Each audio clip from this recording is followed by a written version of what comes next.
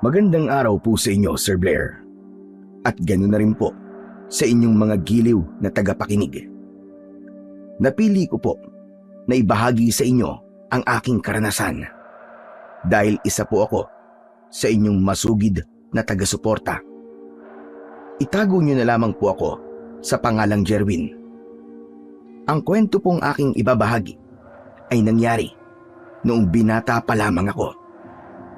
Alam ko po na kinaiinisan po ako ng iba dahil sa mga ugali ko noon. At alam ko rin po na marami ang hindi maniniwala sa aking mga naranasan at magsasabing hindi totoo ang mga nilalang ng dilim. Ngunit dahil sa mga naranasan ko ay masasabi kong totoo sila at hindi biro ang lakas na meron sila. At ito po ang aking kwento. Hoy Jerwin, umamin ka nga sa akin. Ikaw na naman ba may gawa ng kaguluhan sa disco kagabi? Ano naman kung ako? Hindi ka ba nag-iisip ha? Bakit ba palagi na lang kitang pinagsasabihan na wag mong dadalhin dito yung pagiging barumbado mo? Kasalanan naman nila yun eh. Kung di sila nag-ingay sa tabi ko, edi sana di ko sila guguluhin. Anak ng putya, nasisirahan ka na ba ng bait ha, Jerwin? Natural maingay yun, disco yun eh. At nalaman ko pa na may mga sugatan daw. Sabihin mo nga sa akin, ikaw rin ba may gawa nun? Pasalamat nga sila eh. Hindi bagong hasa tong jungle bolo ko eh. Baka pag nagkataon eh, napatay ko pa sila kagabi. Anak naman ng tupa, Jerwin, oo. Naririnig mo ba yung mga sinasabi mo? Dapat pa sila na magpasalamat sa'yo. Eh yung isa nga sa kanila eh, nakatamo ng 5 sugat sa katawan. Alam mo ba na sa ginawa mong yan eh, pwede kang makulong? Hindi ako natatakot makulong, Elyon. Tsaka, bakit ba palagi mo na lamang akong pinakikialaman? Malamang, pinsan mo ako eh. Alam nga namang konsintihin ko yung pagiging barumbado mong siraulo ka. Dati ka rin naman ganito ah. Bakit pa yung nakikialaman ba kita? Baka nakakalimutan mo. Sa'yo ko natuto maging ganito. Aba, bakit yata parang kasalanan ko pa ngayon? Kung nagawa kong magbago, ay kaya mo rin yan ang tandaan mo. Huwag mong gawing katakot-takot yung sarili mo. Ano bang pakialam mo kung ayoko? Kung ikaw nagawa mo magbago, ibayin mo ako. Dahil magkaiba tayong dalawa. Oo nga, magkaiba nga tayo. Dahil ako, may puso, hindi kagaya mo. Isipin mo na lang ha, kung napatay mo yung taong yun dahil sa ginawa mo, may iwan siyang asawa at mga anak, habang ikaw umaarte na para bang walang nangyari. Grabe ka, ang tindi mo rin eh, no? Ano bang gusto mong palabasin? Na mabuti ka at masama ako, ganun ba? Huwag mong kalimutan, Elyon, na mas marami nang napapatay ang itak mo kesa dito sa jungle bolo ko. At huwag mo din kalilimutan na naging bayarang mananabas ka rin nun. Kaya huwag kang umarte na para bang napakalinis mo. Oo, sabihin na natin na naging ganun ako nun.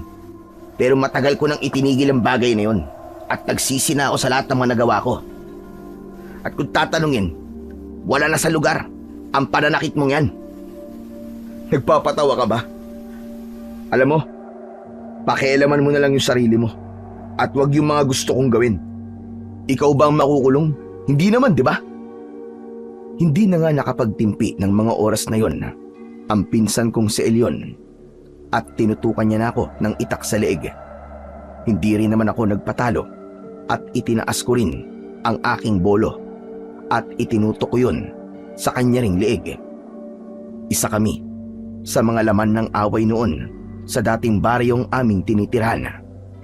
Naging isa pa kami sa mga bayarang mananabas noon na inuutusang pumatay ng mga tao. Binibigyan kita ngayon ng pagkakataon, Jerwin. Ihataw mo ngayon yung hawak mong bolo. Dahil sa oras na mauna ako, sisiguraduhin kong mapapatay kita. Gawin mo. Sa tingin mo ba natatakot ako sa'yo? Ipakita mo kung sino talaga sa ating dalawa ang mas maitim ang ugali. Huwag mo akong sinusubukan, Jerwin. Dahil madali akong kausap. Baka bigla na lang gumulong yung ulo mo sa lupa. Gawin mo nga, di ba? Hindi ako natatakot pumatay. Dahil kung gaano ako katapang pumatay, ganun ko din katapang haharapin ang kamatayan ko. Kaya gawin mo na. Ano pang hinihintay mo? Ipakita mo sa akin kung sino ka. Itigil nyo na yan! Ayun! Jerwin!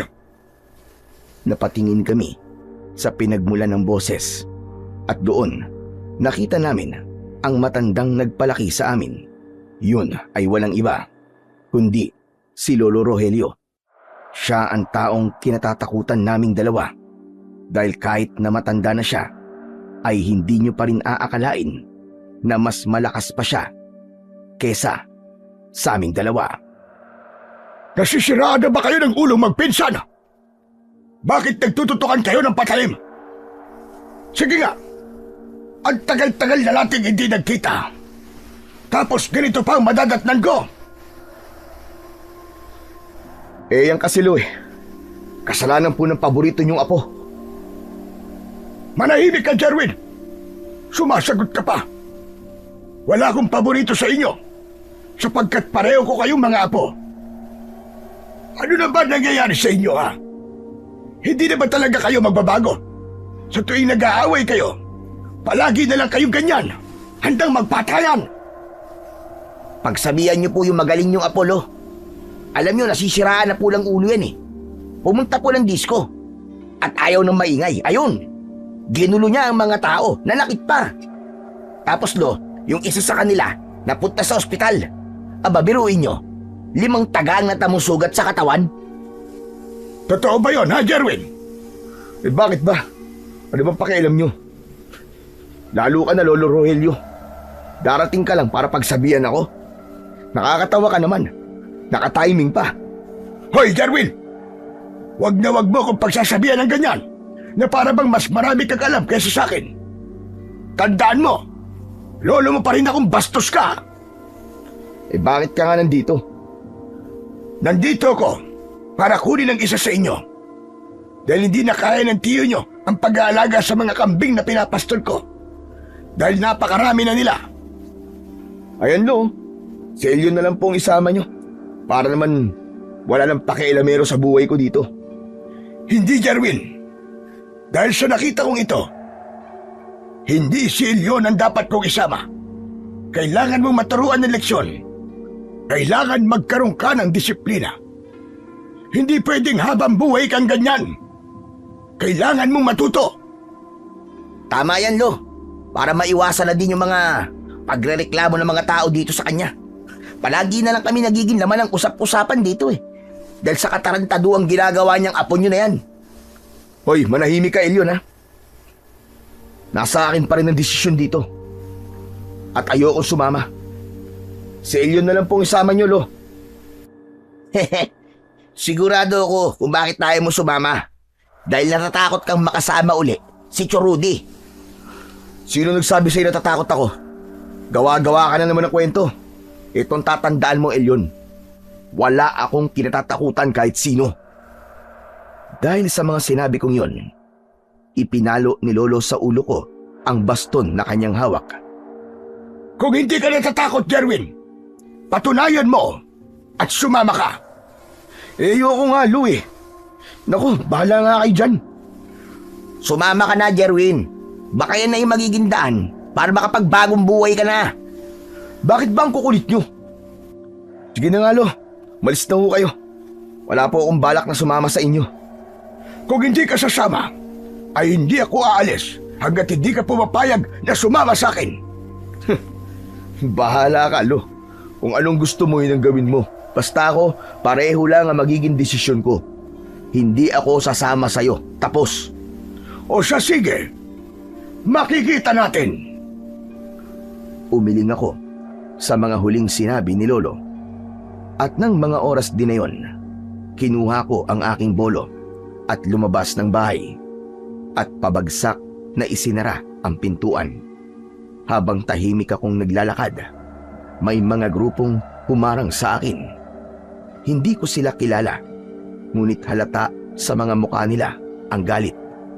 Naglabas sila ng kanilang kanya-kanyang sandata at humanda na para makipaglaban. Anak ng putya o... Pwede ba wag ngayon? Bad trip ako. Baka sa inyo ko'y bunton ng galit ko. Nagsalita ang isa sa kanila. At ayon sa kanya, ay wala daw itong pakialam. Dahil ang gusto daw nila ay ang maihiganti ang kanilang barkada. Doon ko naintindihan na isa pala sila sa mga kaibigan ng mga taong binugbog ko kagabi sa disco. Kasama niyo pala yung lalaking mayabang kagabi Ang lalakas din ang loob niyo no? Kung siya nga wala naging bitaw sa akin, paano pa kaya kayo? Inayos ko ang paghawak sa aking jungle bolo at naghanda na rin para sa magiging pag-atake nila. Ilang saglit pan lumikas ay isa-isa na rin silang umatake. Wala naman sa kanila ang nagawang sugatan ako at isa-isa ko pa silang napatumba. Pagkatapos nun, ibinalik ko na lang sa loob ng aking sukuban ang bolong hawak ko. Gusto niyo palang iganti Tsakaan niyo na ako angasan kapag malalakas na kayo. Dahil kung ganyan kayo, sakit sa katawan lang ang hinahanap niyo. Mga mahihilang nilalang. Naglakad ako na para bang walang nangyari. At ang lahat ng yon ay nakita ng mga tao sa baryo. Kanya-kanya na naman silang pasok sa kani-kanilang mga bahay nang makita nila na naglalakad na ako paalis sa pinangyarihan. Nagpalipas naman ako ng oras sa malapit na kakahuyan sa aming baryo at nang makita ko na ang paglubog ng araw ay umuwi na rin ako. Nadatnan ko sa bahay ang 4 na tanod at ang mga taong humarang sa akin kanina. Jerwin, anak naman ng putya talaga Kailan ka ba magbabago? Ganyan ka na ba talaga? Umalis ka lang sandali, nakagawa ka na naman ng kabulastugang lalaki ka? Ano ba talaga ang gusto mo sa buhay mo? Hoy Elyon, tigil-tigilan mo ako Hindi mo naman alam yung buong nangyari Yung mga tarantadong yan ang nag-umpisa. Tinambangan nila ako Natural lalaban ako. Bakit hindi mo nilang iniwasan? Ngayon, magiging bisita ka na naman ng barangay. Hindi ka na ba magtitino?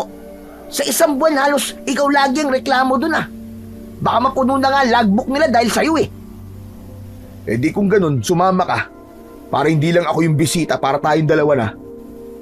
Hanip nagagawa mo pa magsalita ng ganyan Nakikita mo ba yung bunga ng ginawa mo sa mga taong to? Oo, nakikita ko. Hindi ako bulag, Elyon. At saka bakit ba?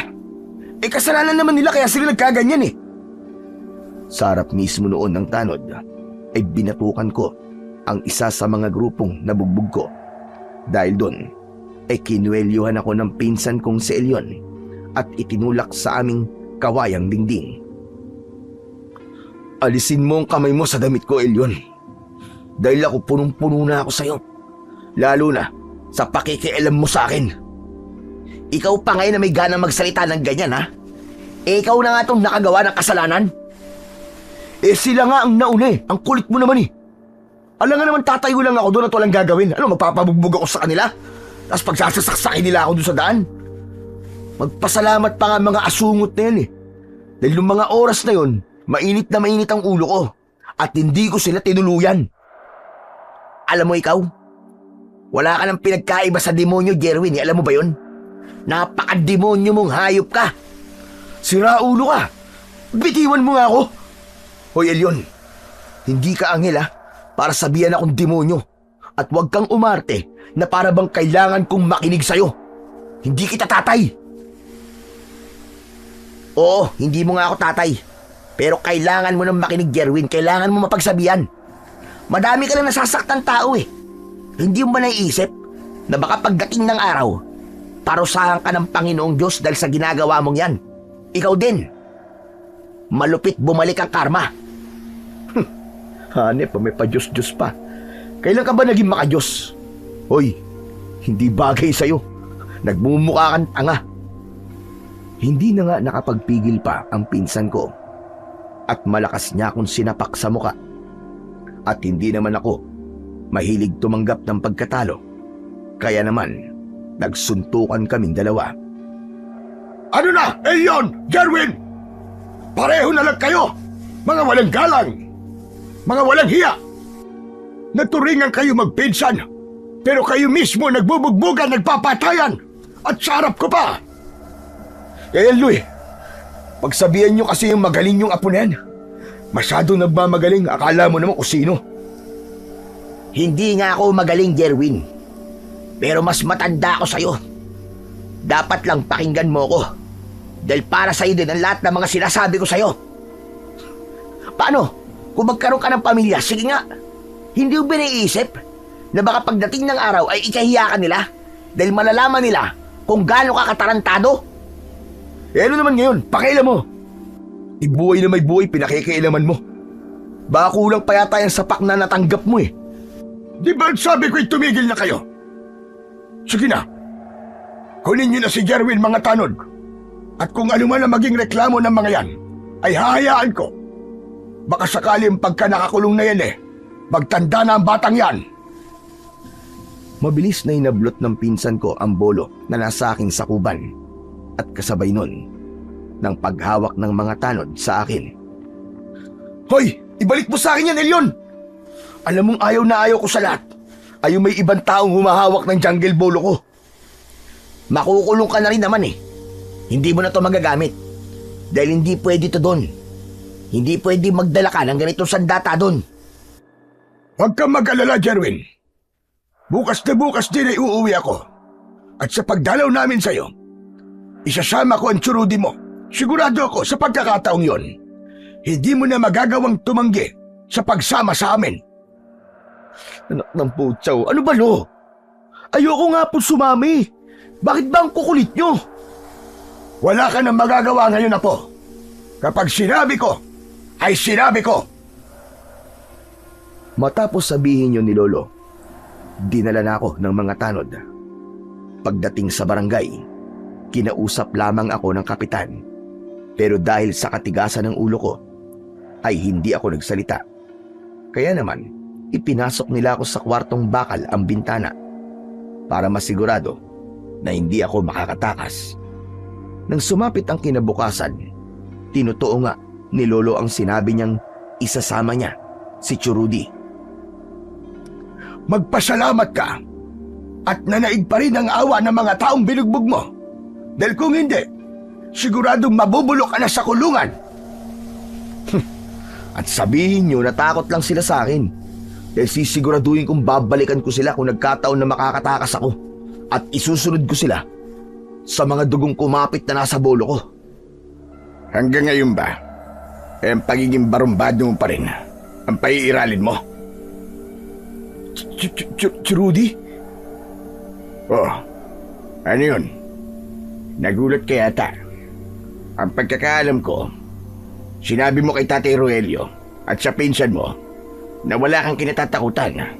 O bakit parang umurong yata ang dila mo ngayon? Sinabi ko naman sa'yo, hindi ba? Dadaling ko talaga ang Tsurudi mo dito. Nakausap na namin yung mga taong nagreklamo sa'yo. At gano'n na rin si Kapitan. Sa totoo lang, hindi payag ang kapitan nyo na hindi ka managot sa mga ginagawa mo dito sa baryo. Dahil sobra na ang pamimirwisyo mo. Nasabi din sa akin ni Kapitan na hindi lang ito ang unang beses na muntik ka ng makapatay. Kaya pinakiusapan namin siya. At isasama ka namin kapalit ng pagiging malaya mo. Kahit na, hindi pa rin ako sasama. Manigas kayo. Alam mo kung magalit, Jerwin. At kahit na kailan, hindi ko gusto ang tinatanggihan. Bakit ba kasi ako pa? Mas gugustuhin ko pang mabulok na lang ako sa kulungan kaysa makasama kayo. Sabihin nyo na wag na nilang iatras ang reklamo. Handa akong makulong dito. Isa pa, Jerwin. At tatamaan ka na sa akin. Wag na wag mo kaming pagsasalitaan ng ganyan. Dahil kahit na kailan, hindi ka namin ginulo sa mga desisyon mo. Pero labis ka na. Oras na para magkaroon ka na ng disiplina. Kapag ayaw ng tao, huwag niyong pilitin. Matapos kong sabihin yon, akma na sana akong papasok sa kwarto kung saan ako ikinulong nila kapitan. Ngunit nahila ni Churudi ang braso ko at malakas akong sinampal. Sa lakas nun, nakaramdam ako ng pagkahilo. Isang bagay na kailanman ay hindi ko pa naramdaman. Hayop kang bastos ka. Huwag mo kong tatalikuran ha kapag nagsasalita pa ako sa'yo. Kung matapang ka, labanan mo ko at ilabas mo ang tapang mong siraulo ka. Kung ayaw mo masaktan, Jerwin, sumama ka na lang. Para hindi na rin madagdagan pa ang mga kasalanan mo sa mga tao dito. Bigyan mo naman ng kahihiyan ng sarili mo. Hindi na ako tumugon sa mga sinabi ni Lolo. Sa halip ay sumabay na lang akong naglakad habang hawak-hawak pa rin ni Churudi ang braso ko. Hindi na kami nagpaalam kay Elion at diretso na kaming bumiyahe pauwi sa baryo nila Lolo. Pagdating doon, nakita ko ang lahat ng mga sandata ni Churudi at nakalagay ang mga yon sa isang lalagyang nakadoble ang kandado. Mananatili ka rito at makakaalis ka lang. Depende kung gaano katagal kang magbabago. At habang ginagawa yon, sasamahan mo ko sa pamamastol ng aking mga kambing. Paano kung ayoko magbago? Simple lang. Mabubulok ka sa baryong ito at kahit subukan mong tumakas, hindi ka rin makakaalis dahil nakausap ko na ang lahat ng mga bantay ng baryo. Narinig mo naman siguro ang tsuhin mo, ha, Jerwin?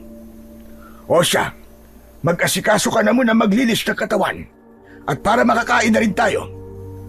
At sana naman, Jerwin, hindi ka gagawa ng bagay na makakasira sa pangalan ng tsuhin mo para maayos ang magiging pagtakbo niya sa darating na eleksyon.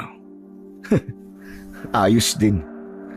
Teka, bakit di niyo po pala kinuha ang bolo ko kay Elion? Tama lang na hindi namin dinala ang bolo mo, Jerwin. Para makaiwas na din tayo sa gulo na dala mo. Hindi dapat nahihiwalay sa akin ang bolo kong yun, Churudi. Hindi mo naman ikamamatay iyo kung hindi mo muna gagamitin ang bolong yon. Dahil sa dami ng napatay nun, marahil isang sumpa na rin na mahawakan mo yon. Sapagkat habang hawak-hawak mo yon, ay wala kang awa. Puro kaguluhan na lang ang nangyayari sa paligid mo. Ako nang nakikiusap sa'yo, Jerwin. Ayoko talaga nasaktan ka. Kaya sana naman ay makinig ka sa amin ng lolo mo. Hindi namin sinasabi ito para sa kapakanan namin, dahil para rin sa'yo ang mga bagay na to. Sapagkat apo, kung magiging ganyan ka na lamang habang buhay, hindi malayong layuan ka ng mga tao, hindi ka magkakaroon ng mga kaibigan, at siguradong dadami ang mga kaaway mo. At kapag nangyari yon, kahit sabihin pa natin na magaling kang mananabas, kung pagtutulong-tulungan ka ng napakaraming kaaway, siguradong hindi mo sila kakayanin. Kaya naman apo, kung ako sa'yo, magbago ka na. Hindi porke nasa poder niyo ako, ang gusto niyo nang masusunod. Sarili ko pa rin to, at wala kayong magagawa kung hindi ko kayo susundin. Saka wala akong pakialam, hindi ako magkaroon ng mga kaibigan. Ayos na ako lang. Hindi ko kailangan ng mga kaibigan na sinasabi niyo. Hindi lang tungkol sa pagkakaroon ng kaibigan to. Ang gusto namin, maging mapayapa ang buhay mo. Alam namin hindi naging maganda ang kalagayan mo nung nabubuhay pa ang tatay mo. Dahil nakikita namin ang naging resulta ng bagay na yon. At sana, Jerwin, alam mo na tao ka at hindi ka halimaw para magmalupit ka sa mga tao sa paligid mo. Pwede ba? Ayoko nang pag-usapan ng taong yun. Patay na siya at ayoko nang makarinig pa ng mga bagay na tungkol sa kanya. Sana Matauhan ka na, iyo. Hindi mo kailangan maging malupit. Mabuhay ka na lamang ng tahimik at payapa. Tama na, tama na. Hindi niyo naman mapipigilan ang mga bagay na gusto kong gawin eh. Dahil kilala niyo ako. Pagkatapos ko nun, nasabihin yun, tumalikod na ako at nagpunta na ako sa likod para maglinis ng katawan. Inabutan ako ng damit na mahaba, ang manggas ni Rudy at isang pantalong pambukid. Isinuot ko ang mga yon. At pagpasok ko muli, nakahanda na ang pagkain sa lamesa. Sige na, kumain ka na muna, iyo.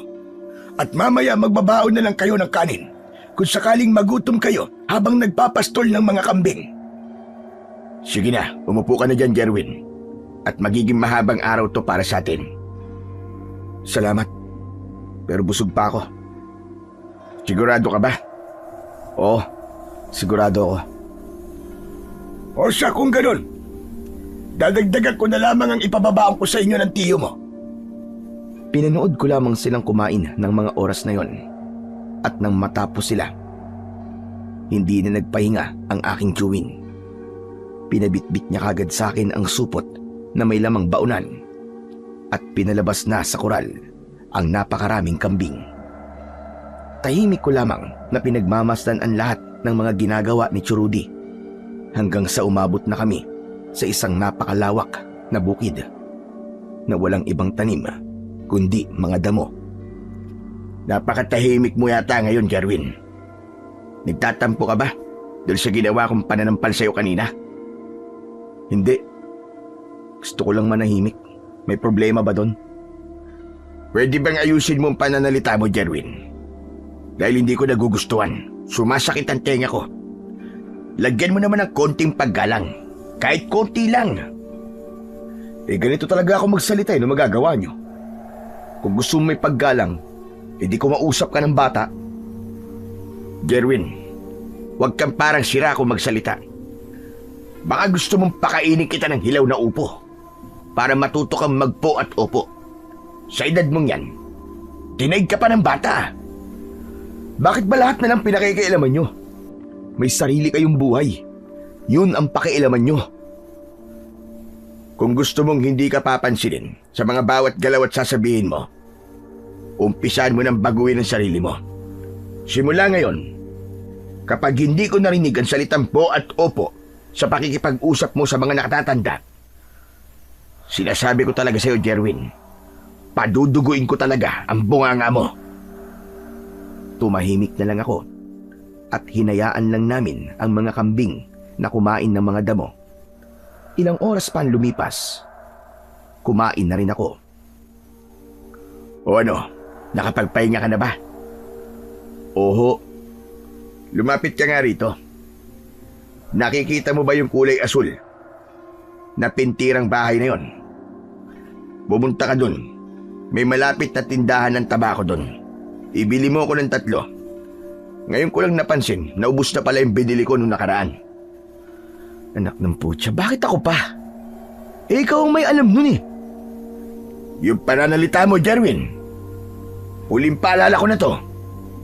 Nasaan po yung pambili? Eto, bumalik ka kagad ha. Maraming mga nagiinuman dyan. Sana matandaan mo ang mga sinabi namin. Huwag kang gagawa ng gulo. Bigyan mo ng kahihiyan ang sarili mo. At lalo na, bigyan mo ko ng kahihiyan sa lugar na ito.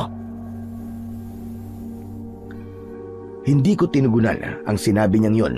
Sa halip ay naglakad ako ng mabilis. At nang makarating ako doon, tama nga si Tio Rudy. May mga nag-iinuman akong nadaanan sa tabi ng tindahan. Isa sa mga yon ang tinawag ako. Ngunit hindi ko pinansin. Diretso lang akong bumili at akma na sanang aalis nang may taong bigla na lamang humawak sa balikat ko. Hoy ikaw! Kapag tinatawag ka, huwag mo tatalikuran ha. Bago salta ka lang dito, no? Alam mo bang ayaw ko sa lahat? Yung tinatalikuran ako. Wala akong oras sa mga tulad mo, taba. Kaya kung ayaw mo masaktan, alisin mo ang kamay mo sa balikat ko. Narinig niyo ba yan mga tol? Sasaktan daw niya ako. Hindi mo pa ako kilala, pre. Kaya wag mo ako sisigaan at baka makatikim ka. Dahil bagong salta ka lang rito. Huwag ka magsisiga-sigaan. Halika, sumama ka sa amin. Kahit 2 tagay lang. Narinig mo naman yung sinabi ko sa'yo kanina, di ba? O bingi ka. Alisin mo ang kamay mo sa balikat ko. Dahil wala akong oras sa inyo. Eh kung wala kang oras sa amin ngayon, magkakaroon na. Naramdaman kong inalis niya na ang pagkakahawak sa balikat ko. Kaya naman, naglakad akong muli. Ngunit hindi ko inaasahan ang paghampas ng bote ng alak sa ulo ko. Hindi naman ako gumalaw. Ang pagngalit na lamang ng panga ang nagawa ko. Ngunit dahil sa malakas nilang pagtawa, ay nandilim ang aking paningin at humarap sa kanya. Mabilis ko siyang sinuntok at napaupo ito sa lupa. Binitiwan ko naman ang hawak ko na supot ng tabako at hinawakan ko ang buhok niya at kinalagkad palapit sa lamesa ng mga kasama niyang nagiinuman. Sinabihan na kita, di ba? Di ka nakikinig eh. Etong sayo! Mabilis akong kumuha ng bote at ipinukpok yun sa ulo ng taong nakahandusay sa tabi ng mesa. At nakakita pa ako noon ng itak sa tabi at dinampot yun. Akma ko na sanang ihahampas yun, ngunit may biglang humawak sa kamay ko. Jerwin! Sinasabi ko na nga be. Kaya ka nagtagal. Akin ang itak na yan. Talaga namang papatay ka, no? Di ba sinabi namin sa'yo na huwag kang gagawa ng gulo? Ano na naman ba to? Eh ang hayop na yan eh. Bumibili ako dito, nananahimik ako. Hindi ko na nga siya pinapansin. Bigla akong pinalo ng bote ng alak sa ulo. Kaya anong ginawa mo? Pinatulan mo. Mga walang utak ang mga yan. At dahil pinatulan mo, mas wala ka ng utak ngayon sa kanila. Hoy, kayo Popoy, kung ayaw niyong makaharap sa kamatayan, huwag niyong guguluhin ang pamangking ko. Dahil hindi kayo sasagpuin ito. Opo, Mang Rudy. Pasensya na po. Tol, hindi ko gusto saktan ka. Tara na mga kasama. Umuwi na tayo. Ikaw, Jerwin, ha? Sa susunod na guluhin ka ng grupo ni Popoy, iwasan mo. Dahil kilala kong grupong yun. Siguradong babalikan ka naman ngayon. Subukan lang nila uli akong saktan. Baka hindi na siya makainom uli ng alak sa susunod. Halika, iuwi na natin ang mga kambing at sa bahay tayo mag-uusap. Ano ba, Chong? Bitiwan niyo nga ako. Ayaw na ayaw kong kinokontrol yung buhay ko. Lalo na ang mga gusto kong gawin. Dahil wala kang karapatan na gawin sa akin yun. Kung gusto mo umuwi, huwag mo ako isama. Dahil ayoko nang bumalik sa bahay niyo. Hoy, Jerwin, huwag kang magyabang-yabang dito, ha? Lalo na kung nasa harapan mo ko. Dahil ang ayoko sa lahat, yung inaangasan ako. Alam mo, Chong, hindi porke kapatid mo si tatay, gumaganyan ka na sa akin. Pareho lang kayo. Wag na wag mo akong ikukumpara sa tatay mo, Jerwin. Dahil kung ang tatay mo, ginawa niya kayong mamamatay tao, pues ako, idediretso ko yung mga baloktot niyong kaluluwa. Kaya pag sinabi kong tara na, tara na! Hinawakan ni Churudi ang damit ko sa harap. Sinubukan ko pang pumalag. Ngunit dahil mas malaki siya sa akin, ay hindi ako nakawala. At inuna niya akong inuwi sa bahay. Oh, Rudy! Ba't parang ang aga niyo na yatang nakauwi? Eh, yung apo niyo eh. Nakipagbasag ulo na naman. Totoo ba sinasabi ng tiyuhin mo, ha, Jerwin? Hindi ko naman kasalanan yun eh. Umiiwas na nga ako sa gulo eh. Para makaalis na ako sa lintik na lugar na to. Pero nauna sila eh. Muntik na lang mapatay si Popoy. Hindi mo ba alam na napakalaking gulo ng ginawa mo? At dahil doon, sa palagay mo ba, magkakaroon pa ng tiwala sa akin ng mga tao dito? Dahil sarili ko pang pamangkin ang nag-uumpisa ng gulo. Eh bakit nyo pa kasi ako sinama dito? Kung ayaw nyo pa na ng gulo, edi ibalik nyo na lang ako sa pinanggalingan ko, tapos. Tama na yan, Rudy. Jerwin, tumigil na kayong dalawa. Hala, sige. Kumuha ka doon na malinis sa tubig at tela. Nagdudugo ang ulo ni Jerwin. Hayaan niyo siya at nang maramdaman niya ang hirap para magtanda yung sutil niyong apo. Pero napakasagana ng dugo na lumalabas sa ulo niya. Baka maubusan siya ng dugo. Asikasuhin niya ang sarili niya kung gusto niya. Kung gaano siya kagaling sa gulo, dapat ganun din siya kagaling sa pag-aalaga sa sarili niya. Kapag pinakialaman niyo yan, lalaki lang lalo ang ulo niyan at hindi na magtatanda. Sundin niyo na lang po ang sinabi ng anak niyo, Lo. Hindi ko rin naman kailangan ng tulong niyo lahat eh. Kaya ko ang sarili ko. Umayos ka, Jerwin, ha? Dahil tulad na sinabi namin, hindi ka makakaalis dito hanggat hindi ka nagbabago. Eh di wag. Saka wala naman talaga akong balak na magbago. Kaya wag niyong pinakikialaman ang buhay ko. Ano ba talaga kailangan namin gawin para matigil at itong perusang ginagawa mo sa sarili mo at sa mga taong nakapaligid sa iyo? Hindi ka hayop, Jerwin. Hindi ka halimaw. Pero sa pinapakita mo, mas masahol ka pa sa kanila. Bahala kayo kung anong gusto niyo sabihin tungkol sa akin. Ganito na ako noon pa. At ganito pa rin ako hanggang sa dulo. Hindi ka ba talaga nag-iisip, ha, Jerwin? Puro na lang ba sarili mo ang iisipin mo? Ikaw ang bumabasag sa katahimikan ng bawat baryo. Hindi naman ako yung nagsimula. Bakit ba parang palagi na lamang sa akin ang sisi? Dahil pumatol ka. Yun lang yun. Pwede ka namang umiwas eh. Pero nung ginawa mo, nakipagbasag ulo ka pa. Nasisiraan na ba kayo? Pinalo na ako sa uno. Nauna sila. Naiintindihan niyo ba yun? Kahit naman siguro kayo eh. Gagawin niyo rin ang ginawa ko eh.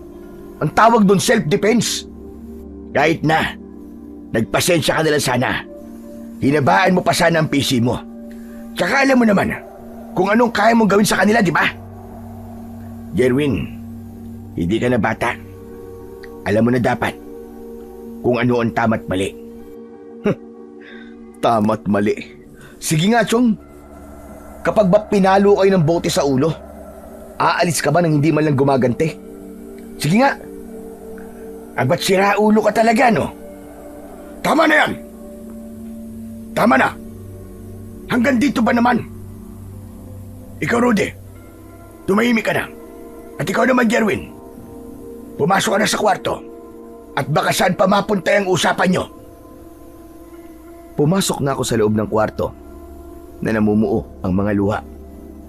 Habang pinakikinggan ko pa sina Lolo at si Rudy na nagtatalo pa rin. Nakapag-isip-isip ako ng oras na yon dahil sa pagtatanggol ni Lolo. Mabilis naman na lumipas ang mga araw at naging ayos na rin ang pakikisama ko sa kanila. Hindi na ako nagiging laman ng away at hindi na rin ako nagiging panimula ng mga gulo. At doon na nga natapos ang parusa sa akin ni na Lolo at si Rudy. O di ba? Sabi ko naman sa iyo eh, kung kaya ni Elyon, kaya mo rin. O ano, Jerwin? Ano nang balak mo ngayon, pamangkin? Hindi ko po alam, Chong. Pero sa palagay ko po, ayos na po ako dito.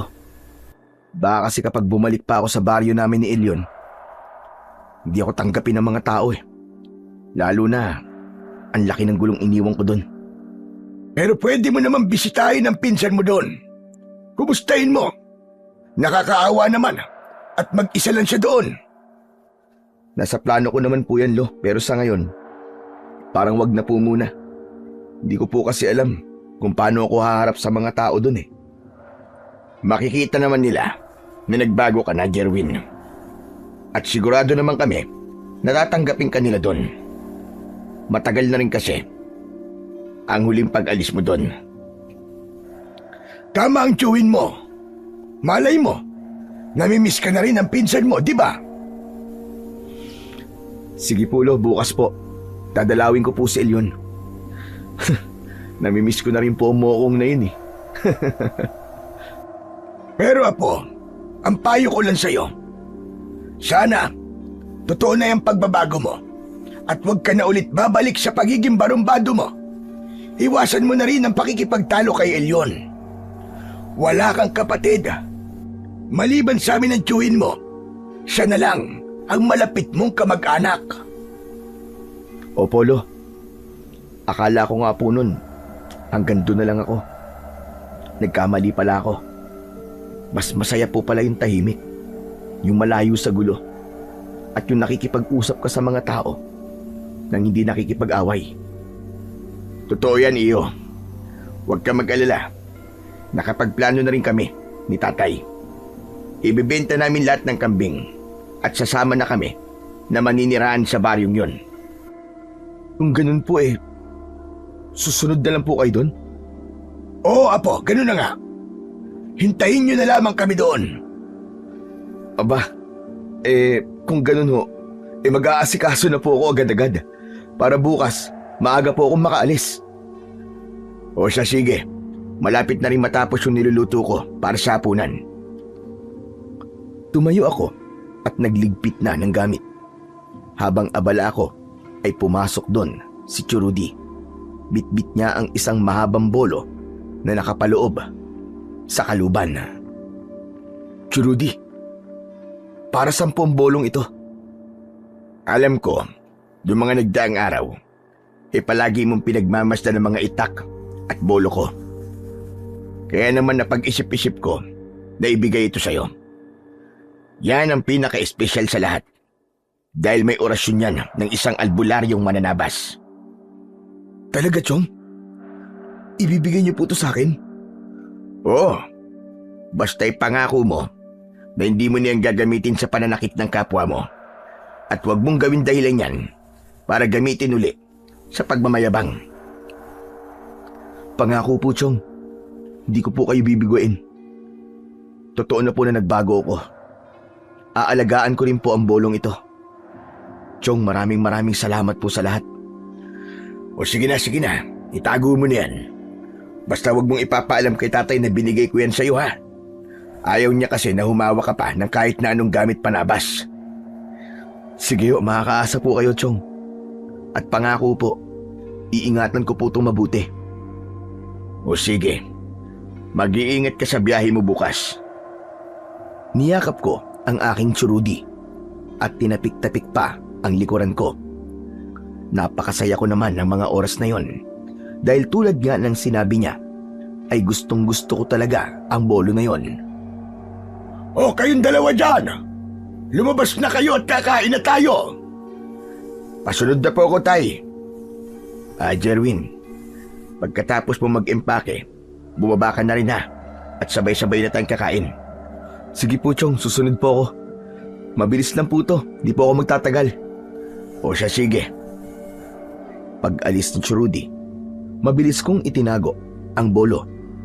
Paglabas ko, nakita kong nakahanda na lahat doon at nakaupo na rin sila sa pagkainan.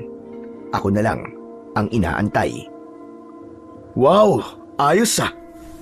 Halatang hindi nakalimutan yung kanin ah! Paano yan?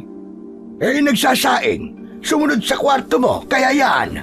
Kakain tayo ng tutong ngayon. Akala ko kasi kayo na magbabantay Okay na po yan, hayaan na po natin. Ang mahalaga, kanin pa rin yan. Sige po, kumain na po tayo. Mabilis naming tinapos ang pagkain. Nagpahinga lamang kami noon ng konti at sabay-sabay na ring natulog. Nang lumipas naman ang gabi na yon, ginising ako ni Churudi para daw makapaggayak na at ihahatid na raw niya ako sa sakayan. Kaya mabilis naman akong nag-asikaso at nang matapos ako ay inihatid niya na ako. Mabilis lumipas ang oras at mabilis akong nakarating sa dating baryo. At tuwang-tuwa ako dahil nakabalik na ako. Naglakad ako at pagpasok ko pa lang, bumungad kagad sa akin ang kakaibang katahimikan. Mabilis akong naglakad at pagdating pa lamang sa bahay, napansin ko na para bang walang tao. Kaya diretso na lamang ako na pumasok. Konti pa lamang ang nahahakbang ko at nagulat ako dahil may nakatutok na sa akin na matalim na itak. Ano ba nangyayari sa'yo, Elyon? Ako to si Jerwin, ano ka ba? Ibaba mo nga yung hawak mo. Anak ng putya, ikaw nga ba yan, Jerwin? Bakit? May iba ka pa bang gwapong pinsan na katulad ko? Malamang ako to, ang nag-iisang si Jerwin. Bakit ka nandito? Bakit umuwi ka pa? Teka. Ba't parang hindi ka yata natutuwa na nandito ako? Huwag ka naman maging ganyan, kababalik ko lang eh. At kung nag-aalala ka na baka manggugulo ulit ako, huwag kang mag-alala. Dahil nagbago na to, It's. Pumasok ka nga muna rito. Dali, bilisan mo. Ano ba nangyayari? Ba't ganyan ka nalang kung kumilos? Ayaw mo ba nandito ako? Hindi naman sa ganun, insan. Hindi mo naiintindihan eh. Masaya talaga ako na nandito ka na. Grabe naman saya yan. Kanina nga lang, muntik mo na akong putulan ng ulo eh. Teka, patapusin mo muna kasi sinasabi ko sa'yo. Wala lamang masamang nandito ka. Ang hindi lang maganda, baka mamaya, may mga hamong nang nakakita sa'yo at hindi ka na makalabas ng baryo. Ano ka mo? Anong hamong? Diretsahin mo na nga ako. Hamong. May mga halimaw na naghahari-harian dito sa baryo, Jerwin. Mga aswang. Mga aswang na hamong. Madami na silang napatay. Mga bata, matatanda. Tapos ang itinuturo nilang pinuno nila ay ikaw. Dahil sabi ng mga taong huling nagreklamo sa'yo, abay, ganti mo daw yun sa kanila. Ano ka mo? Bakit ako? Porke ba may gulo? Ako na kagad ang sisisihin. Ang lalakas naman ng mga tama ng mga taong yan. Kung makapagbintang tamang hinala. At sino ba yung mga lintik na hamong na yan, ha? At nang bigyan ko ng leksyon. Dahil sa gulo na ginagawa nila. Tapos ako pa ang pagbibintangan. Jerwin, madami sila, baka mapahama ka. Hindi biro ang mga halimaw na yun. Dahil kumakain sila ng laman ng tao. Oh, kita mo na? Tignan mo nga naman ang mga tangang taon to. Kumakain pala ng laman ng tao eh. Bakit ganun ba ako? Ako, naniniwala ako sa'yo. Pero yung mga tao, dahil sa ginawa mo sa kanila nun, imposible mo silang mapaniwala. Dahil kilala ka nila bilang matakaw sa gulo.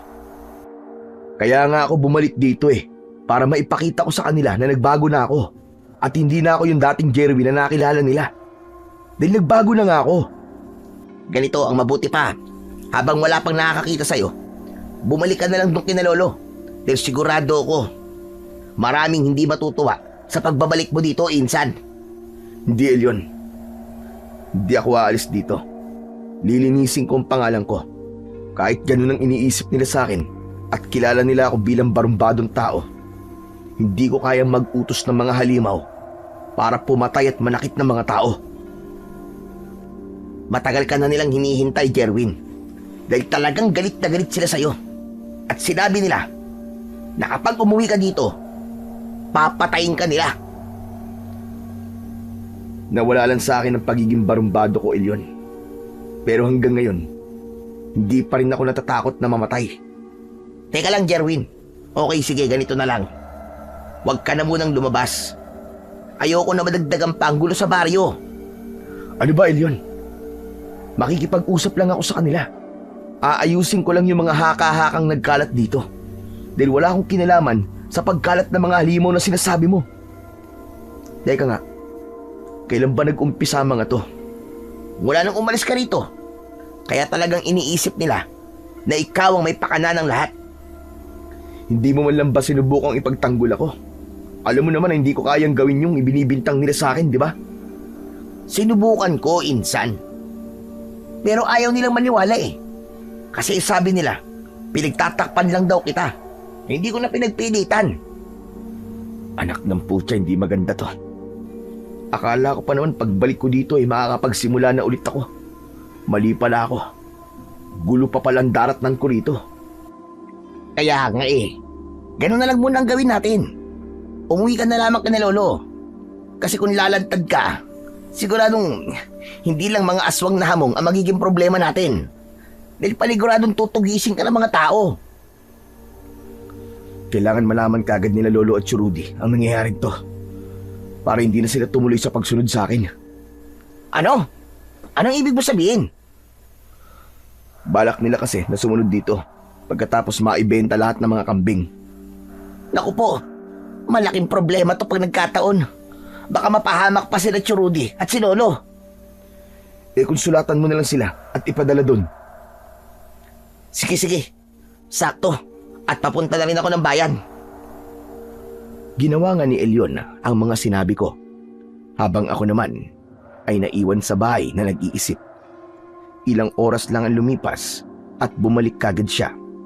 Agad niyang isinara ang pinto at dinoble ang seguridad. Ano? Kumusta? Nagawa mo ba? Oo, insan. Habang nakatambay tayo, mag-isip tayo ng plano. May plano na ako, Elyon. At gagawin ko yun ng ako lang. Teka lang naman. Huwag mo namang sarinin yan, Jerwin. Gusto ko din naman makatulong sa baryo. Kung gusto mo makatulong, huwag mo akong pakikialaman. Huwag kang gagawa ng bagay na makakasira sa mga plano ko at mga gagawin ko. Sige. Basta, kapag may kailangan ka, sabihin mo lang sa akin, ha? O kaya, kung may uutos ka. Basta, kung kaya kong gawin. Mamayang gabi, aalis ako. Babantayan ko yung mga aswang na hamong na sinasabi mo. Kung sumasalakay sila bawat gabi, imposibleng wala silang kuta. Lalong-lalo na ang kahinaan nila. Mamanmanan ko sila. Pero mag-iingat ka, Insan Jerwin. Dahil mula nung nag-umpisa silang umatake, nakita ko kung gaano sila kabrutal. Kung brutal sila, mas lalo na ako. Kilala mo ako, wala akong sinasanto. Oo, matakaw ako sa gulo noon. At alam kong matagal nang sirang pangalan ko. Pero kung masisirain pa nila to, aba, magkakamatayan kami. At hanggang impyerno, hindi ko sila tatantaran. Nang mga panahong yon, agad na akong kumilos. Kaya nang sumapit na ang gabi, hinintay ko ang paglabas ng mga tinatawag na aswang na hamong. At sa gabing yon, doon pa lang ako nakakita ng ganung nilalang. Kahit na sinasabi ko na wala akong kinatatakutan, ay nanindig pa rin ang mga balahibo ko. Ngunit kahit ganun, tinuloy ko pa rin ang plano ko. May ilan na akong natulungang mga tao laban sa mga aswang at pinakiusapan ko sila na wag muna nilang ilalantad na nakabalik na ako sa baryo.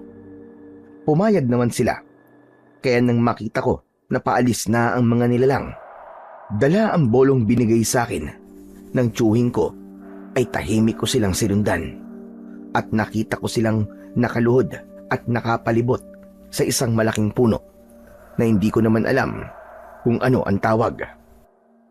Anong ginagawa nila? Hindi ko alam eh, pero sa palagay ko may sinasamba sila. Oo nga no, sa palagay ko tama ka. Nakaluhod sila eh, tapos hinahalikan nila yung lupa. Tama ka. Aba, teka nga lang. Anak ng Toko, bakit nandito ka? Ba't ka sumunod? Hindi ko kayang hindi sumunod eh. Kanina ka pa ba nakasunod? Oo, mula nung lumabas ka sa bahay. Anak ng, ang tigas naman ng ulo mo. Di ba nag-usap na tayo? Pero bakit sumunod ka pa rin? Ayoko nga nasa bahay lang. Lalo na't alam kong kahit na anong oras eh, pwede ka mapahamak sa ginagawa mo to. Magaling ako sa pagtatago at hindi ako mapapansin ng kalaban. Alam mo naman yun, di ba? Eh, anong pinag-aalala mo? Basta, mas matanda ako sa'yo, baka nakakalimutan mo. Masusunod pa rin ang gusto ko. Ah, ganon. Alam mo, sa susunod, ikaw naman yung padidisiplinahin ko kina Lolo at Rudy para naman mawala na yung katigasan ng ulo mo.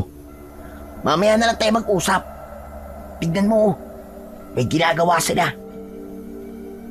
Tumingin ako sa kinaroroonan ng mga aswang na hamong at doon may napansin akong taong pamilyar. Kausap nito ang isang nilalang na nakatago sa dilim at naaaninag lang ang mabalahibo nitong balat at maskuladong pangangatawan, matangkad at kung titignan ay wala ako sa kalahati nito. Pamilyar sa akin ng lalaking yun ah. Sino dyan? Yung kumakausap dun sa nilalang na nakatago sa dilim. Hindi ako pwedeng magkamali. Si Popoy yan. Ano ka mo? Sino naman Popoy? Nakaaway ko yun sa baryo nila lolo. Siya ang una't huli kong binugbog sa baryo yun. Pero ano kayang ginagawa niya dito? Bakit niya kausap ang mga halimaw?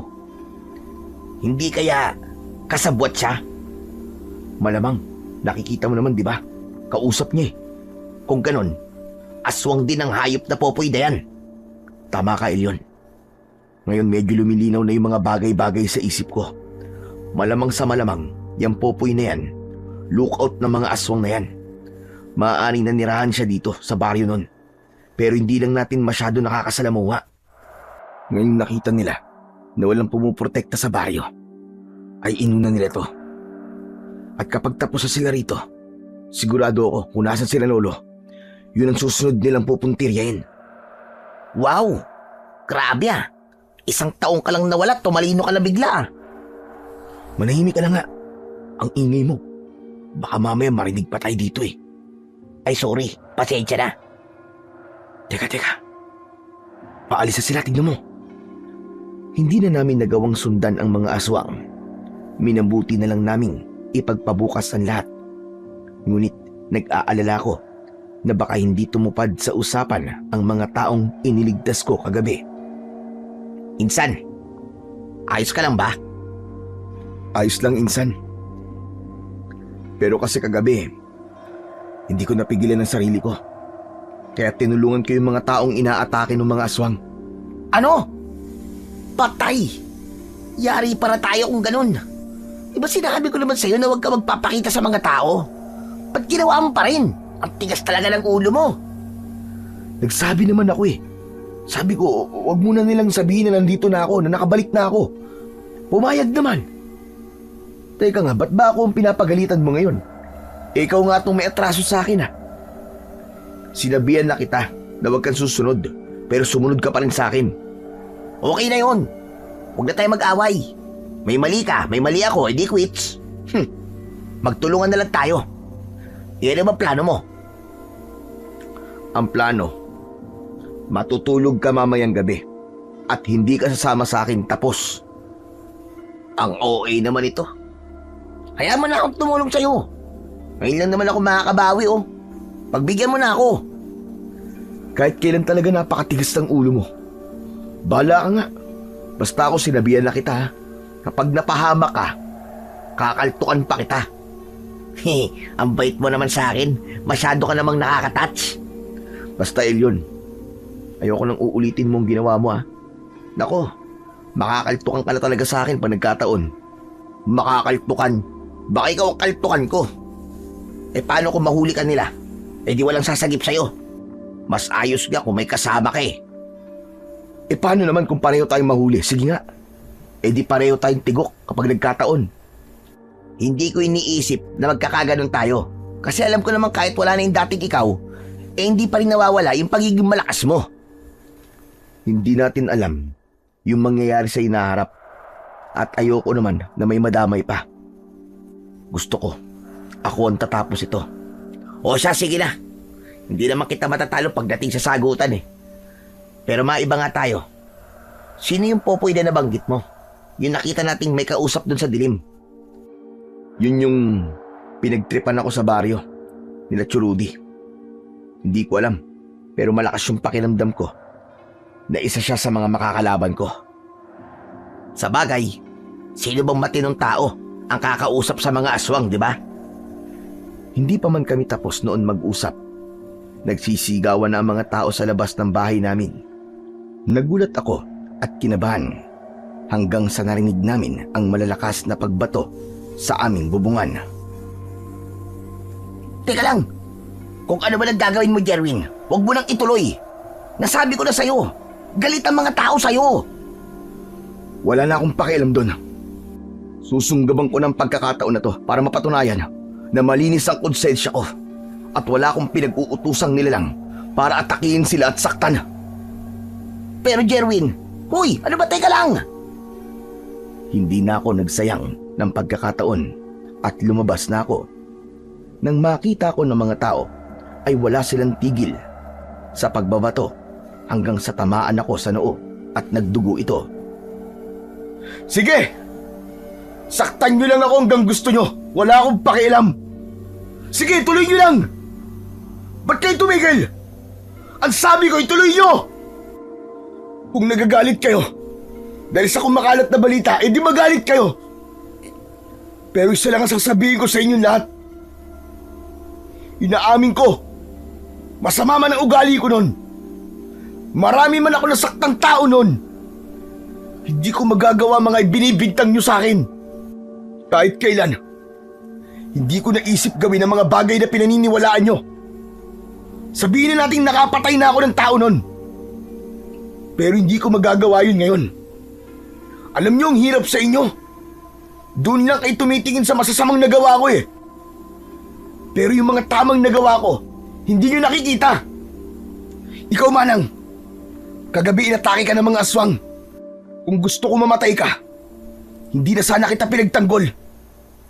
Pati ikaw Manong, halos katayin na ng mga aswang ang anak mo. Pero napigilan ko, di ba? Itigil niyo na to mga kababaryo. Ilang beses ko na kasi sinabi sa inyo na walang kinalaman ng pinsan ko sa patayan sa baryong to. At wala siyang kinalaman sa mga nagsilabasang mga halimaw. Hindi pa man ako nakakapagsalita ulit. May isang ale ang nagsalita. At ayon sa kanya, tinulungan lang raw ako ni Elyon. Ang totoong mga halimaw raw ay kami ng pinsan ko. Oo. Gusto kong linisin ang pangalan ko. Dahil wala naman talaga akong kinalaman sa mga bagay na nangyayari. Bumalik ako dito sa baryo dahil nagbago na ako at patutunayan ko yun sa inyo. Bigyan nyo lang ako ng ilang araw at sisiguraduhin kong tatapusin ko silang lahat. Uubusin ko mga aswang na yun. Nagbulungan ang mga taong nasa harapan ng bahay namin. At maniniwala lang daw sila na nagbago na ako sa isang kondisyon. Kailangan ko raw na mapatay ang lahat ng aswang sa loob lamang ng 3 araw.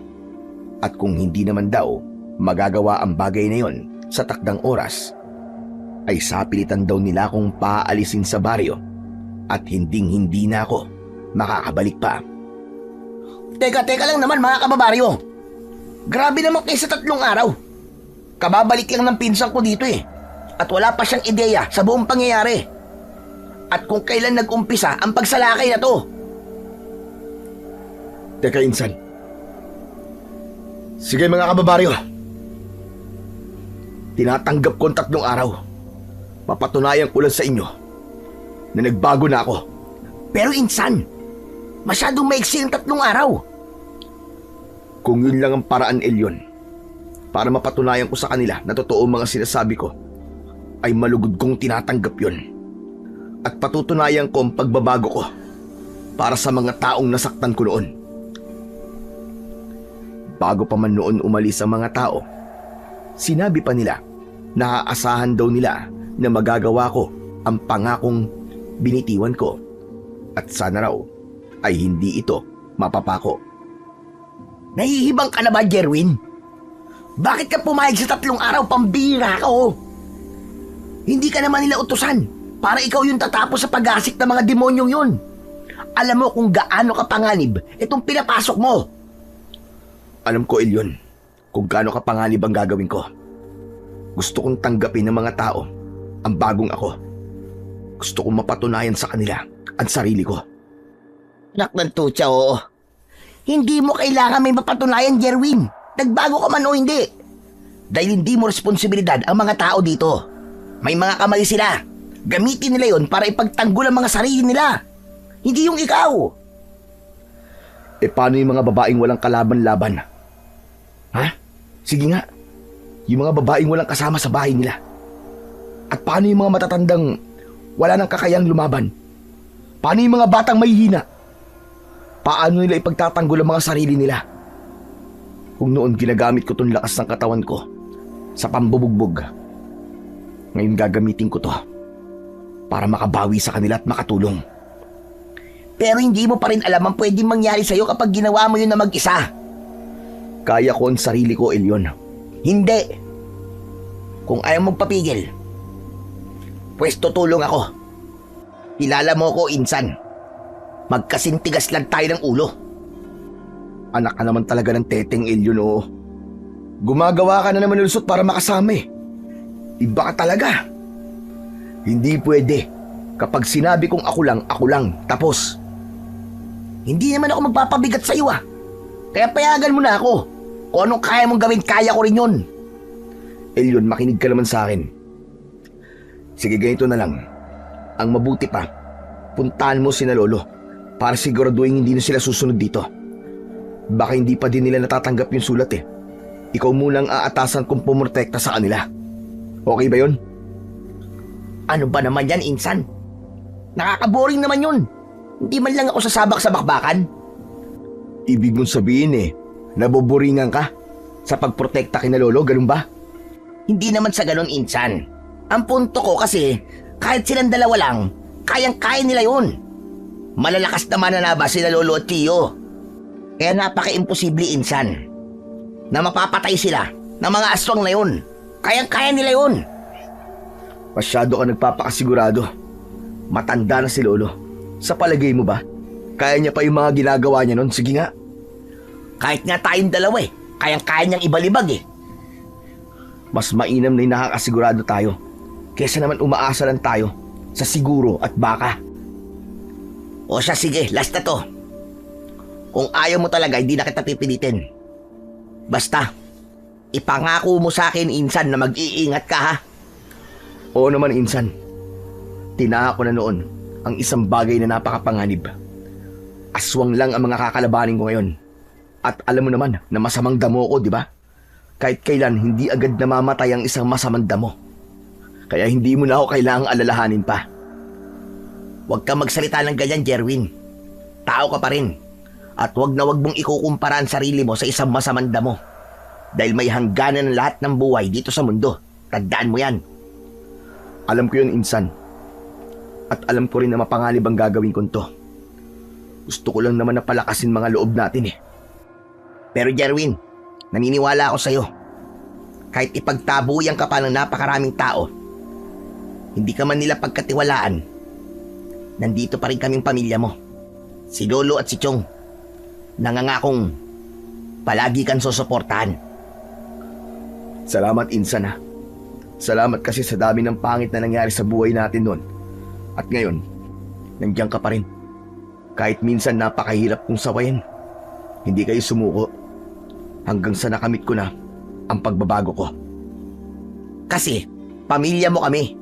Hindi tayo gagaya sa ibang pamilya dyan na kahit hindi naman ganun kalaki yung problema, agad na sumusuko. Hindi tayo pinanganak ng ganun. At may rason ang Diyos kung bakit pinagdaanan yung mga ganung hirap. At alam ko rin na napatawad niya na tayo sa mga masasamang nagawa natin noon. Maraming salamat talaga sa iyo, Insan ha. Minalas man ako sa magulang, swerte naman ako sa inyo ni Lolo at ni Tio. Alam mo ba, nung nandun ako, naramdaman ko ang pagmamahal ng isang tatay dahil kay Churudi.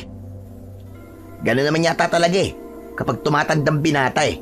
Siyempre, itinutuon niya yung naipong pagmamahal sa mga pamangkin niya. Buti nga eh, hindi siya tumulad sa mga tatay natin.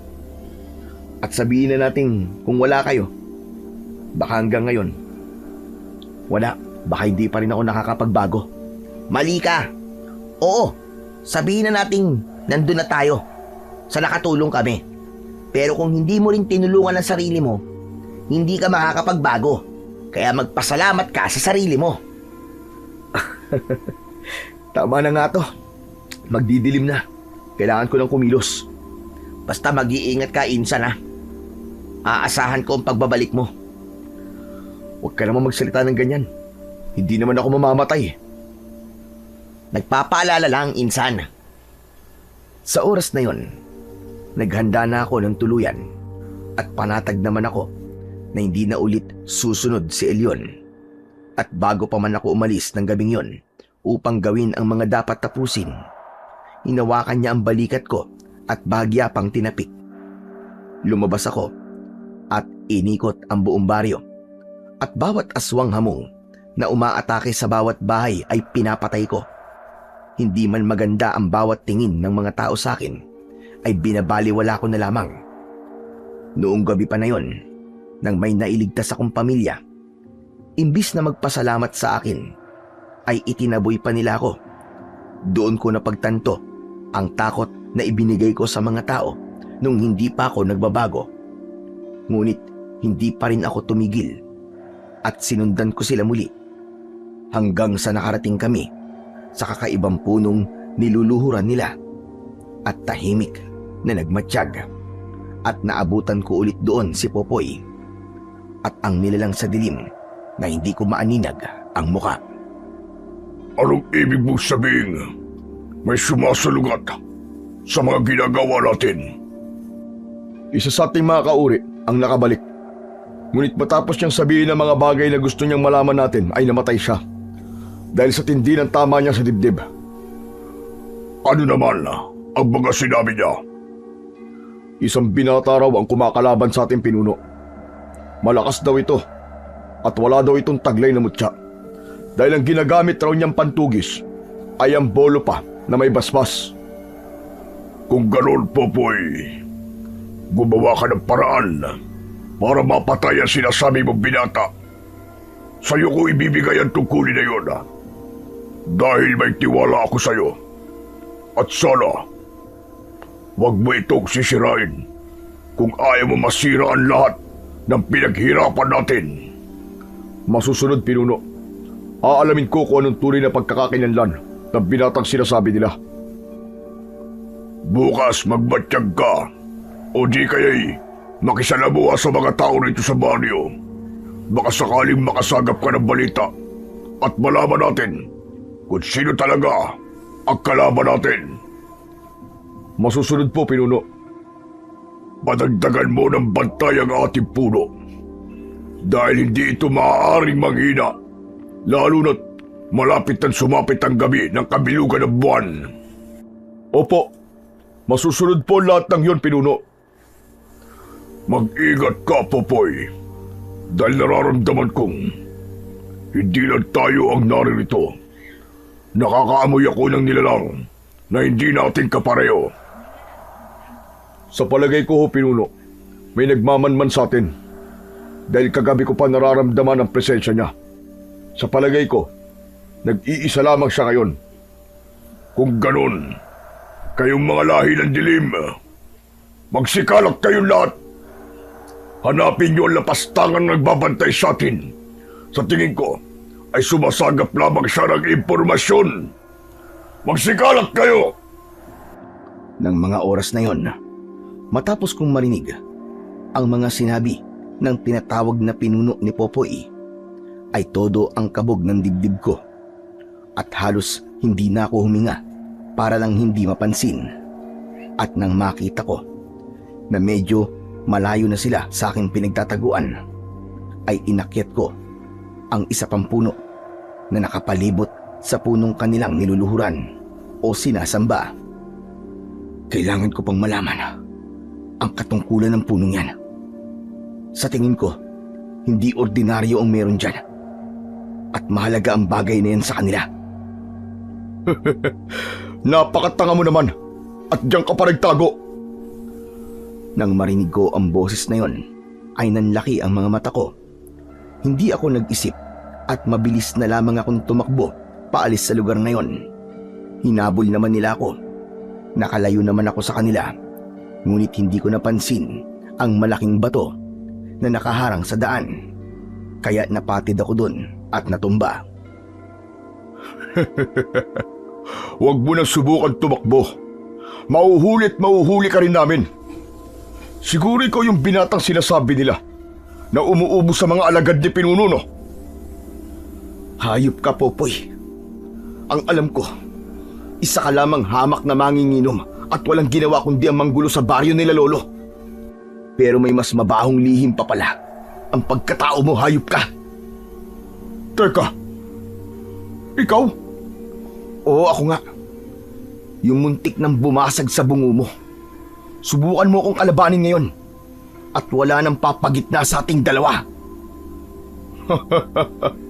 Kita mo nga naman. Akala ko nun, hambog ka lang at walang maibubuga. Mali pala ako. Matapang ka kan talaga. Huwag mo akong sinusubukan, Popoy. Dahil hindi mo pa ako lubos na nakikilala. Mas lalo naman ako tanga. Kung akala mo, totoong natatakot ako sa'yo, ay nagkakamali ka. Nung araw na inatake kita at binasagan ng bote sa ulo, ay ganti ko lamang yun. Dahil ang tiyo mo ay isa sa mga humaharang sa mga gusto namin gawin sa baryong yun. Dahilan kung bakit hindi namin magawang atakihin ang baryo kung saan naninirahan ang tiyo mo. Nalaman namin na may iba't ibang klaseng sandata siya at minsan na rin siyang nakapatay ng isa sa mga katulad namin. At hindi ko naman inaasahan na isang kilalang malupit at barumbadong tulad mo ang siya palang magiging sagabal sa amin sa planong maghari at maging kinatatakutang nilalang sa buong Pilipinas. Hindi ka ba kinikilabutan sa mga sinasabi mo, ha, Popoy? Maghari? Sa itsura niyong yan, hindi bagay sa inyo maging hari. Ang dapat sa inyo, isubsob sa nagbabagang apoy. Manahimik ka at maglaban na lamang tayo. Sigurado akong magiging masayang laban to. Tumayo ako sa aking kinauupuan at hinawakan ko ng maigpit ang bolo na nasa aking sakuban. Naunang umatake nun ang mga kauri niya at walang kahirap-hirap ko silang napatumba. At ng oras na kami naman ang maglalaban, ay sa harapan ko mismo ay nagbago siya ng anyo. Hindi mo ako mapapatay dahil uubusin ko pa ang buong lahi nyo. Hindi mo mauubos ang lahi namin hanggat nakatayo pa rin ang pinagkukunan namin na kapangyarihan.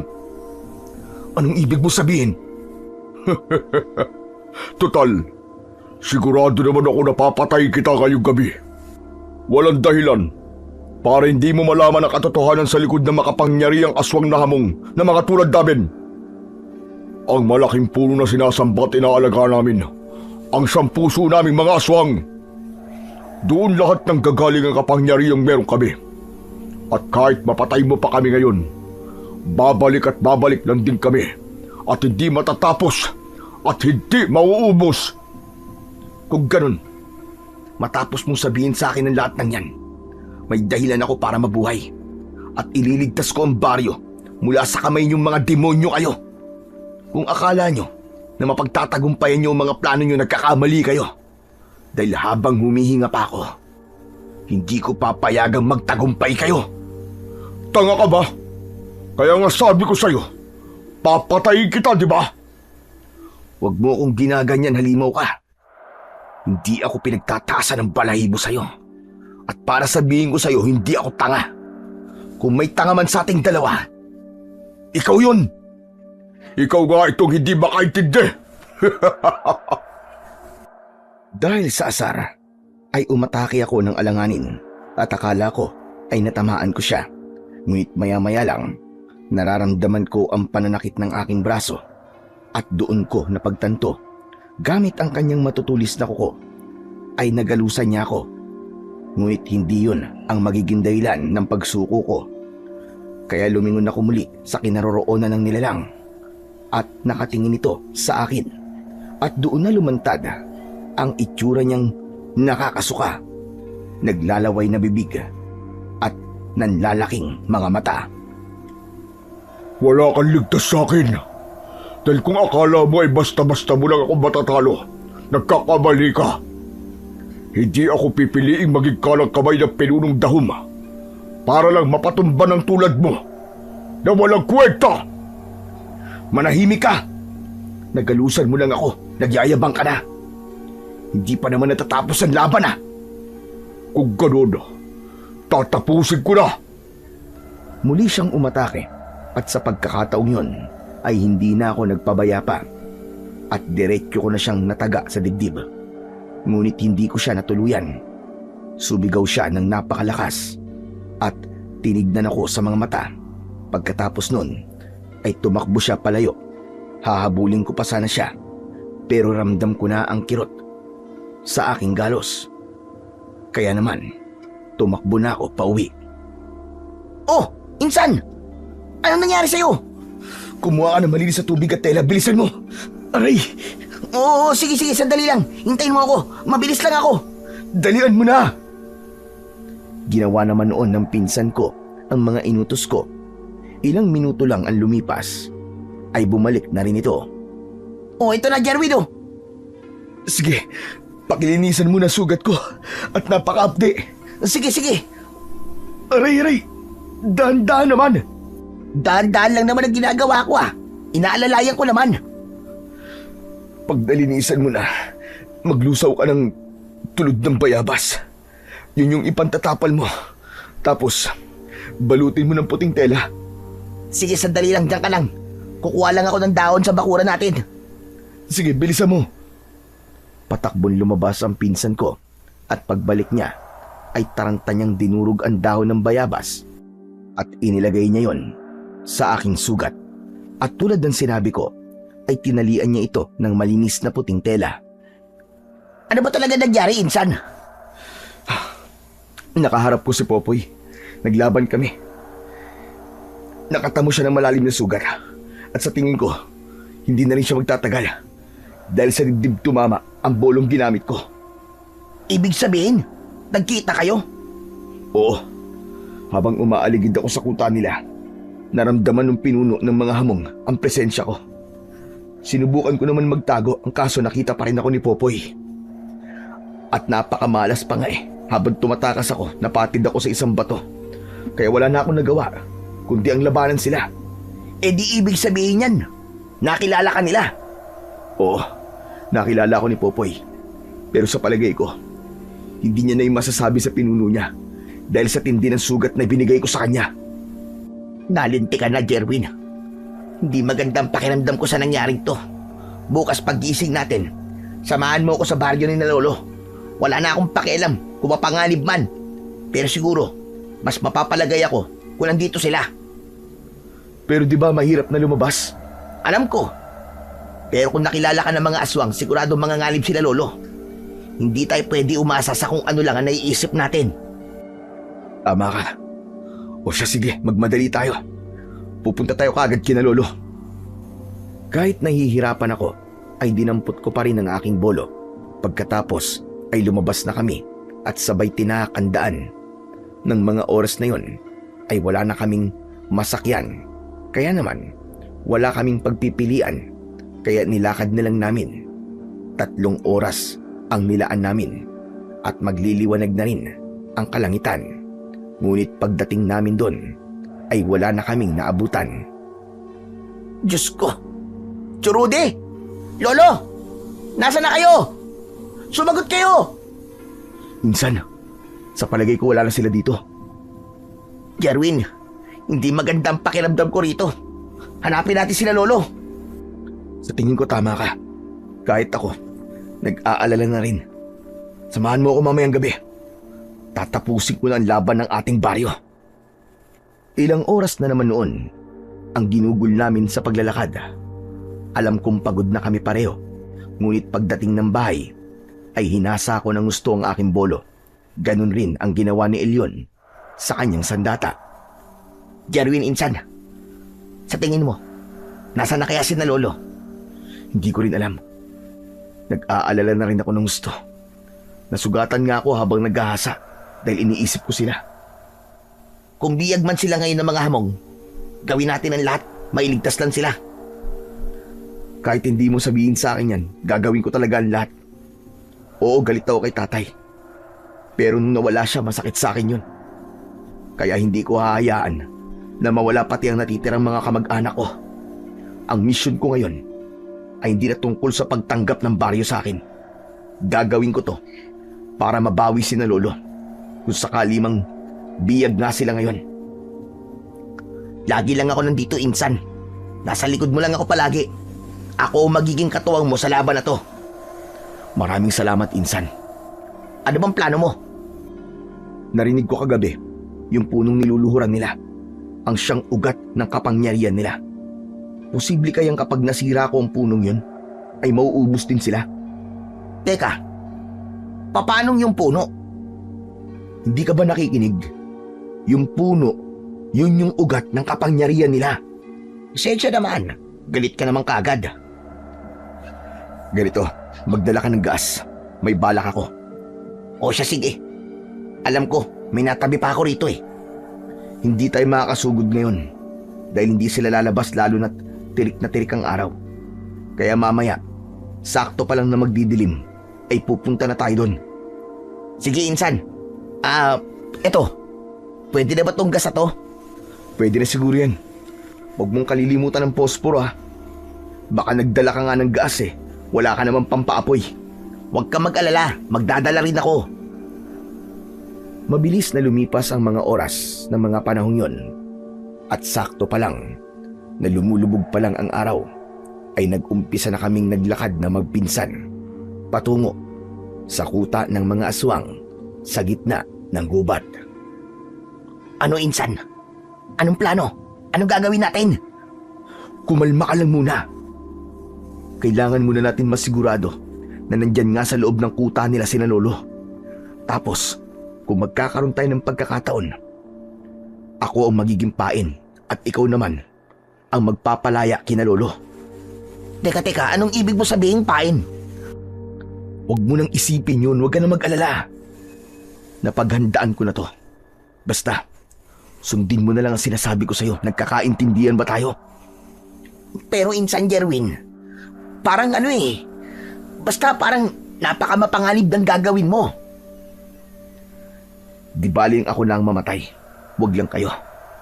Basta kung di na ako makasunod, ang ibig sabihin lang nun, wala na ako at hindi ko napagtagumpayan ang laban ko. Kaya kapag hawak mo na sila Lolo, magpakalayo-layo kayo. Tumakbo kayo na mabilis at huwag na kayong lilingon. Dapat kayong makalayo agad. Maliwanag ba? Nako, Insan.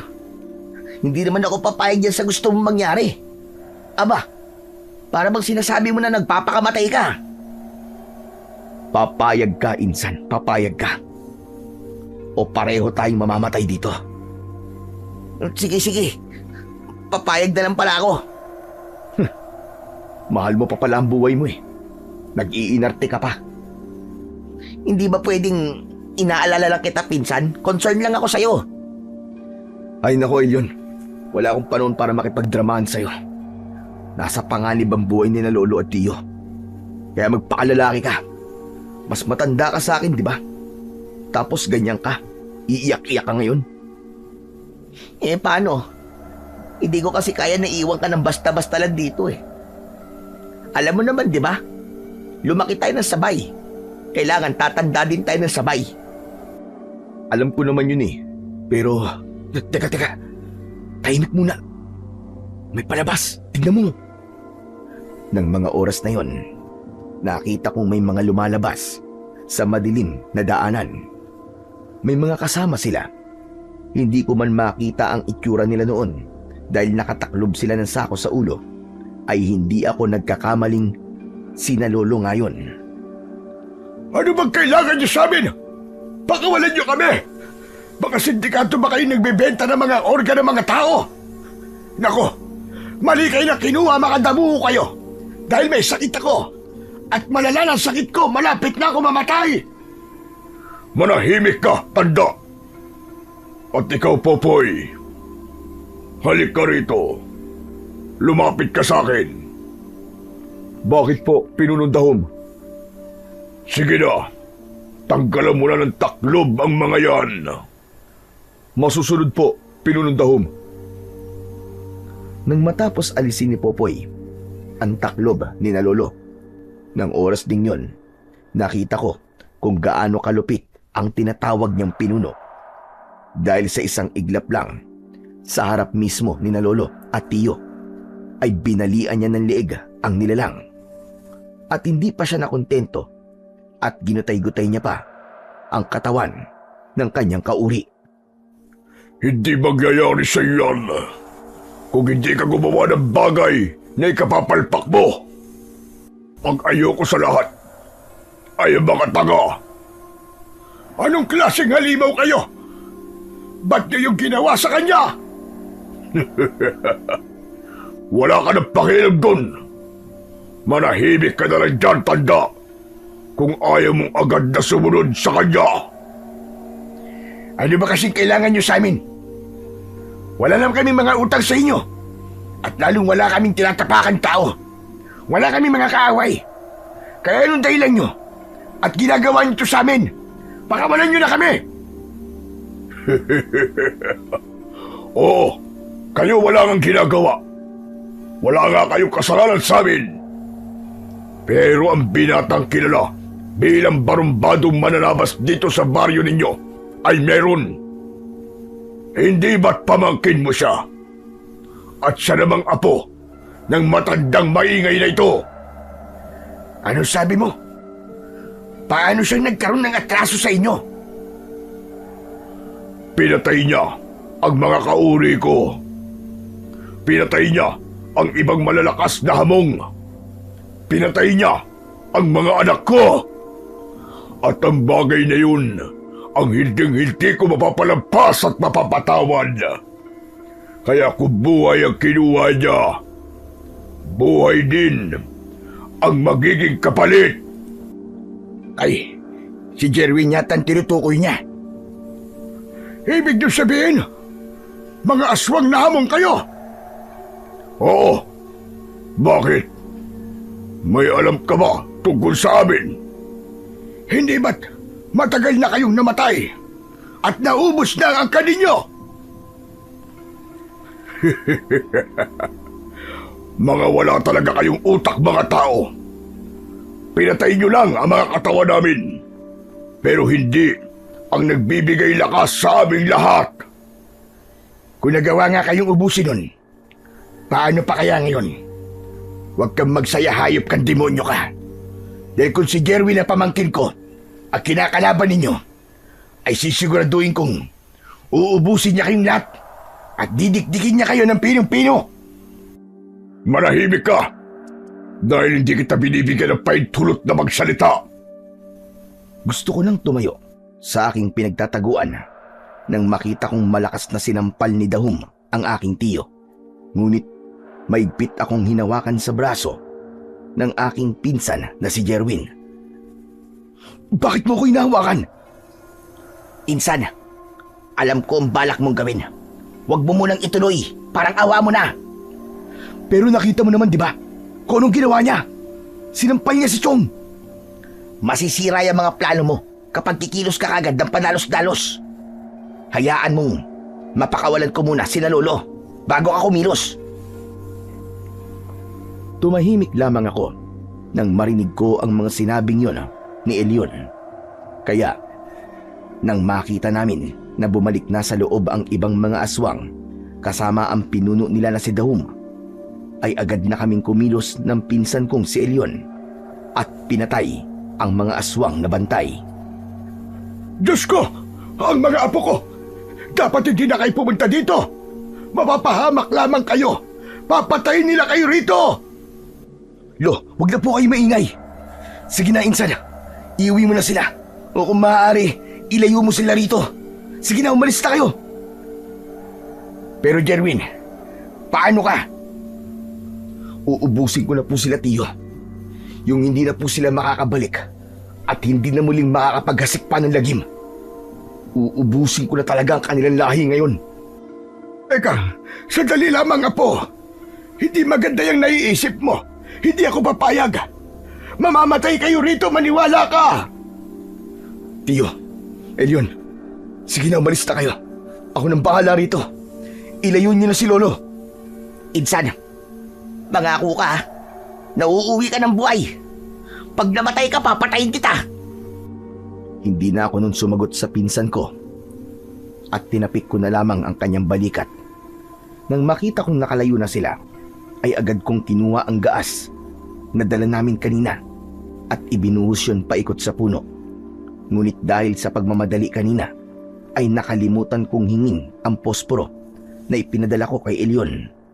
Sinubukan ko namang ipagkiskisan ang dala kong mga bolo, ngunit hindi ko rin napaapoy ang puno. At hindi ko namalayan ang paglabas ng mga aswang at isinigaw na wala na raw ang mga biyag at wala na rin akong oras para makapagtago. Kaya nang lumabas ang pinuno nila, ay nagkaharap kami. Sa unang pagkakataon, ay nanindig talaga ng gusto ang mga balahibo ko sa katawan nang magtitigan kami sa mga mata. Nakakasigurado kong ikaw ang walang iyang sumalungat sa mga plano ko. Tama lang, at nagpakita ka na sa akin dahil gigil na akong patumbahin at patay ka. Huwag ka na magsalita na para bang sobrang lakas mo. Patunayan mo muna ang sarili mo bago ka magdadadakdak sa harapan ko. Matapang! Hindi ba dapat sapat na ang pagpapatunay na nakabalik na ako sa mundong ibabaw? Bago ka pa man bumalik sa baryong ito, halos ng pamilya na ang napatay ko. Pinagmamalaki mo pa talaga ang kahiyupang ginawa mo. Akala mo ba nakakadagdag ng kalakasan ng mga ginagawa mo? Pero ang totoo, kung gaano kapanghi ang amoy nyo at kapangit ang mga pagmumukha ninyo, ay ganyan na ganyan din kayo o mas malala pa. At kung akala mo, matatakot mo ko dahil sa sinabi mo kung gaano na karami ang napapatay mo, nagkakamali ka, oy. At tulad ko, sinisigurado ko sa'yo na pagsisisihin mo rin sa bandang huli na naging ganyan ka. Wala sa bokabularyo ko ang pagsisisi. At kahit kailan, hindi ako nagsisisi sa mga ginagawa ko. Dahil tulad ng ginagawa niyo sa mga hayop, kayo din ang tinitignan namin bilang pagkain at pangtawid gutom. Makikita natin ngayon, Dahom. Kapag naumpisahan na kitang patumbaying hayop ka, tatagtarin talaga kita ng pinong-pino. Pinagkiskisan kong muli ang aking mga bolo at mabilis na tumakbo sa kinaroroonan ng pinunong si Dahom. Ngunit hindi ko inaasahan na gagawing panangga ng ibang aswang ang kanilang mga katawan para lamang mailigtas ang kanilang pinuno. Ha! Kaya naman pala hindi ka natatakot eh. Dahil may mga alagad kang nakahandang isakripisyo ang buhay nila para sa iyong walang kwentang nilalang ka. Dahil alam nila na mabubuhay sila muli pagkatapos kitang patayin. Dahil nakatayo pa rin ang pinanggagalingan ng aming buhay at kapangyarihan. Hindi na ako nagsalita sa mga sinabi niyang yon at pinagpatuloy ko na lamang ang aking pag-atake sa kanya. Habang siya naman ay nakatayo lang at pinalilibutan ng kanyang mga alagad. Mabilis kong naubos ang kanyang mga kasama at ng mga oras na yon ay habol hininga na akong nakatingin sa kanya at balot na rin ng itim na likido na nanggagaling sa mga napatay ko. O ano? Kayang pa ba? O sumusuko ka na? Ano sumusuko? Nakikita mo naman, di ba? Na nakatayo pa rin ako at lumalaban. Ang ibig sabihin lang nun ay kayang-kaya ko pa. Malakas lamang na tumawa ang nilalang na nasa harapan ko at parang baliw na sinira ang kanyang kasuotan at tumakbo papalapit sa akin. Dahil sa pagod, hindi ko kagad naiwasan ang kanyang mga pag-atake. Kaya naman, nasugatan akong muli. Pero hindi pa rin ako tumigil. At habang nakikipaglaban ako sa kanya, ay nakakita ko ng pagkakataon at tinamaan ko siya sa binti. Bumaon ng aking matalas na bolo, dahilan para matumba siya at hindi na makatayo.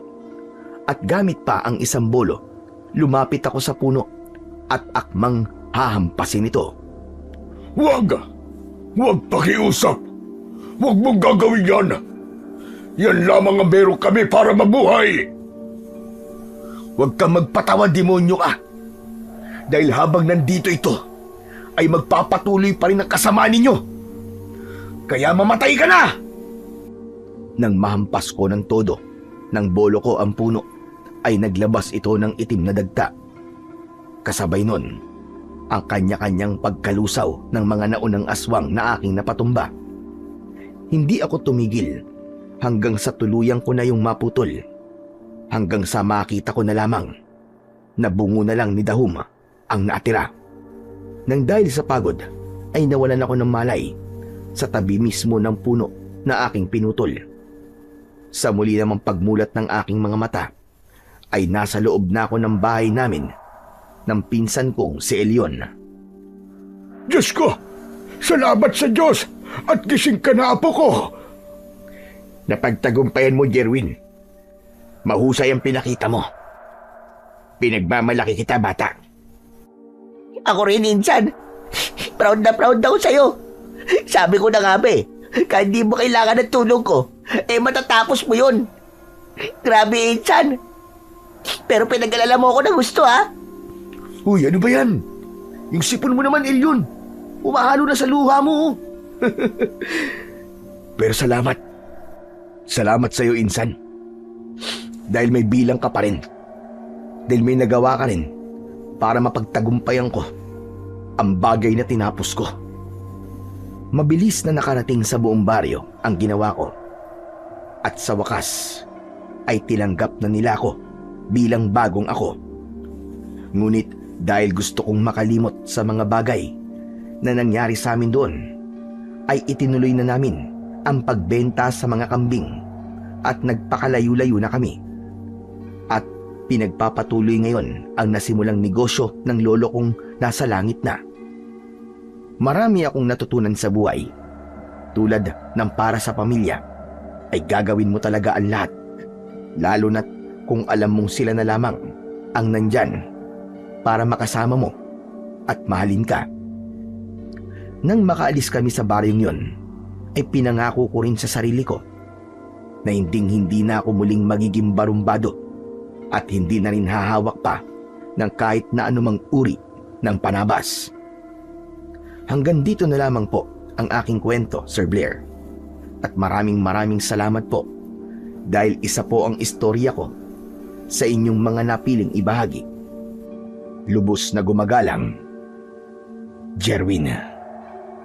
Sa kabila ng pagiging masama, magaspang o kabarumbado ng isang tao sa paningin ng marami, nananatili po ang katotohanang may puwang pa rin sa kanyang puso ang pagbabago.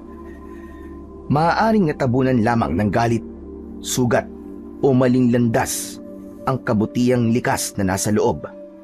Subalit hindi ito kailanman ganap na nawawala. Sa tamang panahon at pagkakataon, ang kabutihang ito ay muling sisibol, handang tumulong sa kapwa, manindigan laban sa kasamaan, at tumangging makisama sa mga kampon ng kadiliman na nagnanais manakit at manira. At sa lahat ng unos ng buhay, ang pamilya pa rin ang nagsisilbing pinakamatibay na sandigan, ang tahanang hindi ka iiwan, hindi susuko sa'yo, at patuloy na tatanggap at magmamahal anuman ang iyong nakaraan. Sabi nga sa Ezekiel Kabanata 36, Talata 26, ikaw ay bibigyan ko ng bagong puso at lalagyan ko kayo ng bagong espiritu. Aalisin ko ang pusong bato at bibigyan ko kayo ng pusong laman. Ipinapakita ng talatang ito na walang pusong sobrang tigas na hindi kayang baguhin ng Panginoong Diyos. Dagdag pa, sa lahat ng panahon ay umiibig ang kaibigan at ang kapatid ay ipinanganak para sa panahon ng kagipitan. Sabi nga sa Kawikaan, Kabanata 17, Talata 17, isang malinaw na patunay na ang pamilya at mga tunay na nagmamahal ay nananatiling kasama at sandigan sa oras ng kahinaan, pagbabago at pakikipaglaban, laban sa lahat ng uri ng kasamaan. Maraming salamat po sa inyong walang sawang pakikinig at suporta sa aking mga YouTube channel. Hanggang sa muli po, pagpalain po nawa kayo ng ating Diyos na may kapal.